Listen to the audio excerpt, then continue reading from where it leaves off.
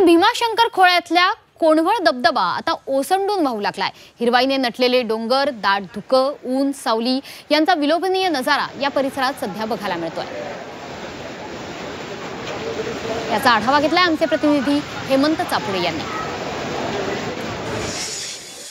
पावसाळा सुरू झाला की पर्यटकांचे पाय आपोआप निसर्ग सौंदर्याने वेढलेल्या सह्याद्रीच्या पर्वतरांगा परिसरातील निसर्ग सौंदर्याच्या धबधब्याच्या ठिकाणी ओढवतात। मी सध्या कोंढवळ परिसरातील सर्वात उंच धबधब्याच्या परिसरात आलेलो आहे। आपण या ठिकाणी पाहू शकता उंच कड्याच्या डोंगरावरनं हा धबधबा खळखळून ओसांडून वाहताना पाहायला मिळत आहे। उंच कड्याच्या डोंगरावरनं पांढरे शुभ्र पाणी या ठिकाणी ओसांडून वाहत असून येथील निसर्ग सौंदर्य पर्यटकांचं मन प्रसन्न करून टाकत आहे।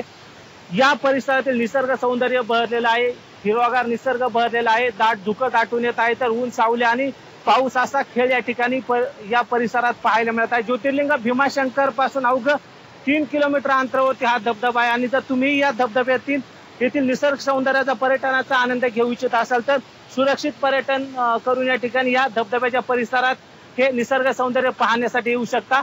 पावसाळ्यात जर पर्यटनासाठी बाहेर पडत असाल तर स्वतःच्या जीवासोबत इतरांच्याही सुरक्षेची काळजी घेऊन सुरक्षित पर्यटन करावं असं आव्हान G24 तास मार्फत सुद्धा पर्यटकांना केले जात आहे। हेमंत चापुडे, झी मीडिया, भीमाशंकर, पुणे।